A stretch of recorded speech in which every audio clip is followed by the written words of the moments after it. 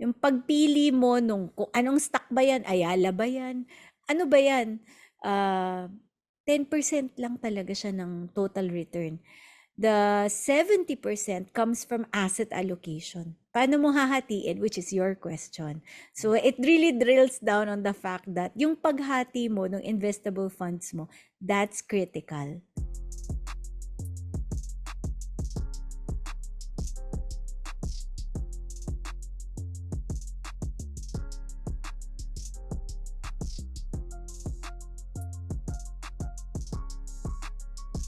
Alam mo dati, hindi ko alam kung alam mo 'to, Marvin, pero nung nag-aaral pa ako ng investing dahil nasa inquirer pa ako no'n, naglagay ako ng maliliit na pera sa iba-ibang index fund, sa iba-ibang mutual fund companies.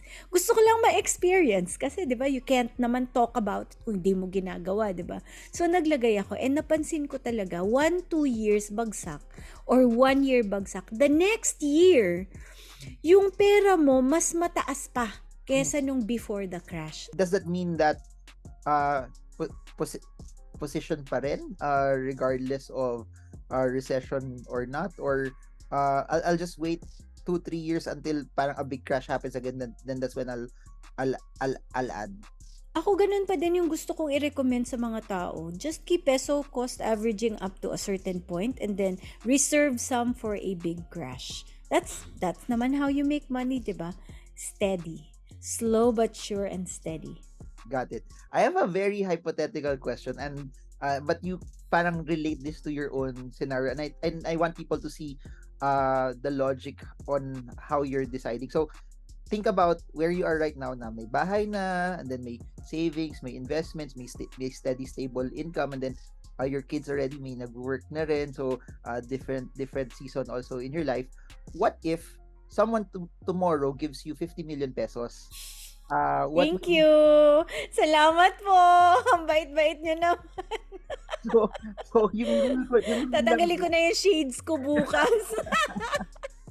Gabi na po kasi hindi tayo nag-makeup kaya ganito po yung itsura natin.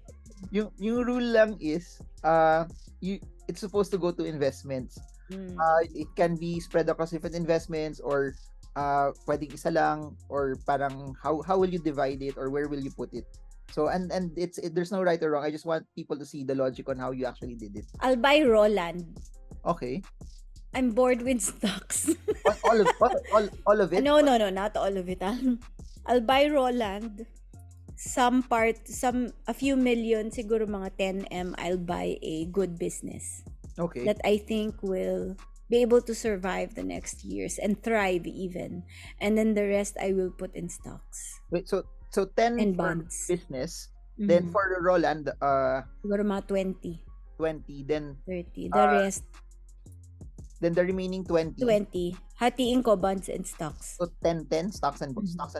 So I'll drill down further, no. Yung Roland, do you have any parang biases on where are you looking at to put that Roland in, or to buy that Roland? Somewhere in the fringes. Okay. Kasi Roland, it will take time pa to grow, 'di ba? To grow its valuation. So somewhere in the fringes para makuha mo mura pa. But it's a long-term play.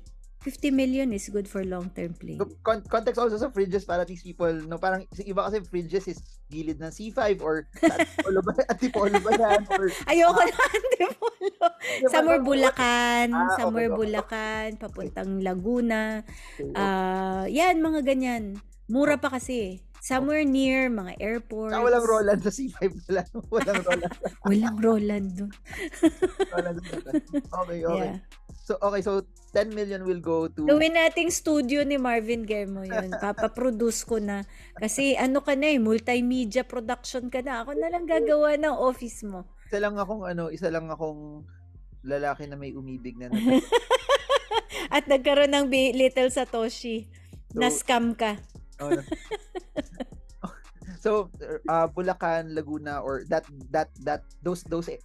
areas. Yeah. Even province nga eh. Okay. There are up and coming areas in the provinces that are very, very promising.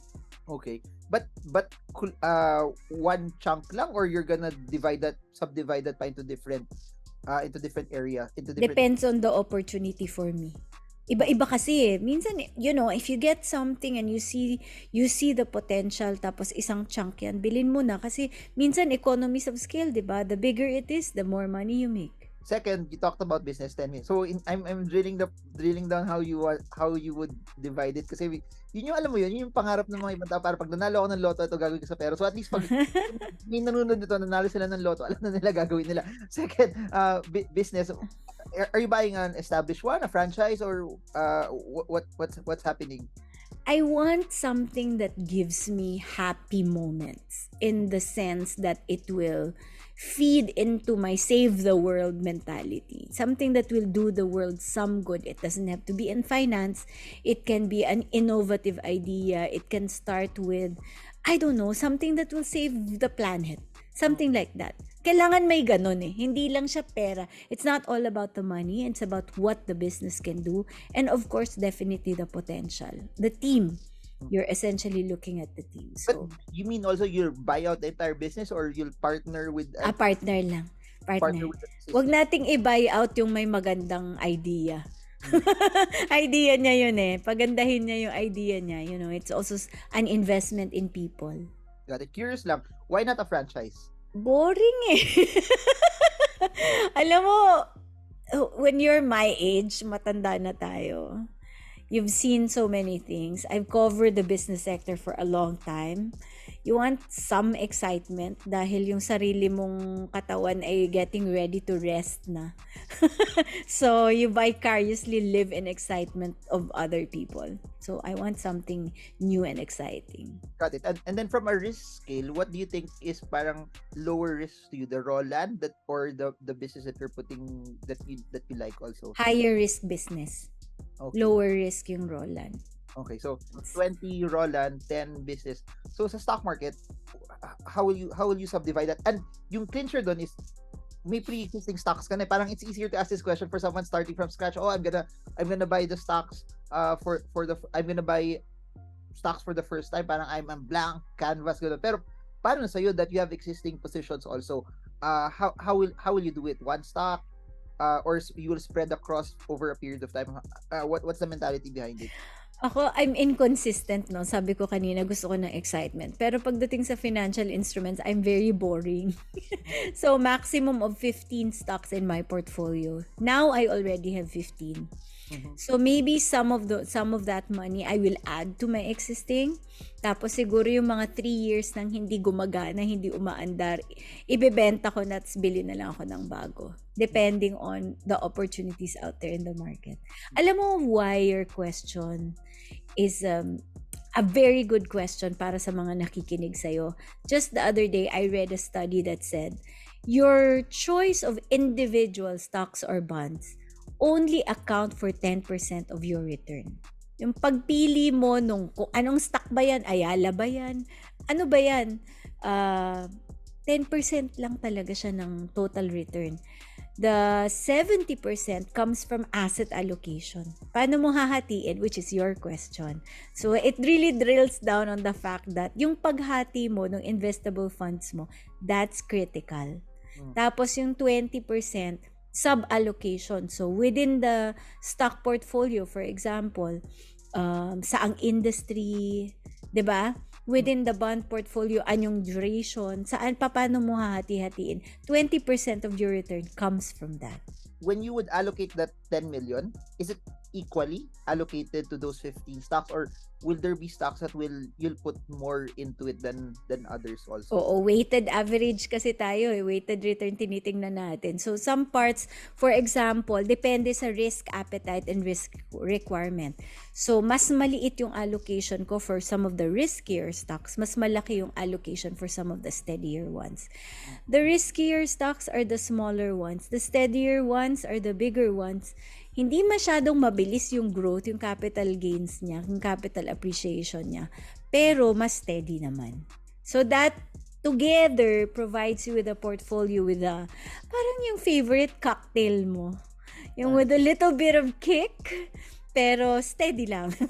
Di ba? Uy, kala ng mga tao, lasinggera tayo. But does it, parang, I have a question on that, but does it parang come off also na, okay, this stock can give me more volatility and more return and inaral ko naman why not add on to its weight versus the one that it will not go down, but it may not also go up as well. What's the logic behind that? Because overall risk requirement ang tinitingnan mo. So kung mas, 'di ba, the pyramid that we like, it's not the pyramiding scam that we hate. The pyramid that we Ano like, pyramid to? Baka inisip ibang tao food pyramid. go grow and glow. 'Di ba, dapat yung mas malaki ng asset allocation mo yung steady. Tapos yung maliit, because it's the riskiest ones, yun yung mas konti yung proportion niya. Got it. So, Pero ang hirap doon, Marvin, ha? Kasi minsan you get greedy, di ba? Ang laki na eh. Kumikita na siya eh. Dagdagan ko na lang. O di, yung instead na pyramid, rectangle na yung asset allocation mo. Mali na. got it. Then the last one, bonds, 10%. Pero I'm curious about this. Bonds are the safer ones when you interlace it based on this entire allocation. Parang equally weighted siya dun sa business, which is also 10%, which has a higher degree of risk also. How does that connect with what you mentioned about the pyramid also? A lot of people say that bonds are safer because they're steadier. But again, historical figures show that over time, in the near term, in the short term, mas steady talaga yung bond returns.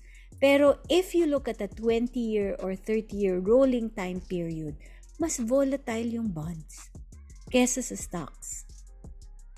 20 years. So different. If you're just looking at bonds as a way to make your portfolio less volatile, for a shorter time period, that works. Pero kung super long term ka, 20, 30 years, mas makikita mo mas volatile pa nga yung bonds doon. This is true in the US market. I have not seen numbers in the Philippine market. Pero alam naman natin, tinatrack din naman natin yung US market, di ba? So more or less, it's the same here. So 10 million in treasury bonds, or you're gonna mix it also Corporate. Yeah. Okay. Okay. Then you're just gonna hold it till maturity, or you plan to sell that also later on as well? Depending on the market developments. So malay mo, kunwari now, you lock in at 7%. Tapos, in the next 5 years, bumaba yung rates, akyat yung price niya. It's a good way to make money. So, you sell na lang. So, guys, get what you can, get the logic and the process behind it, and see how it works also for you.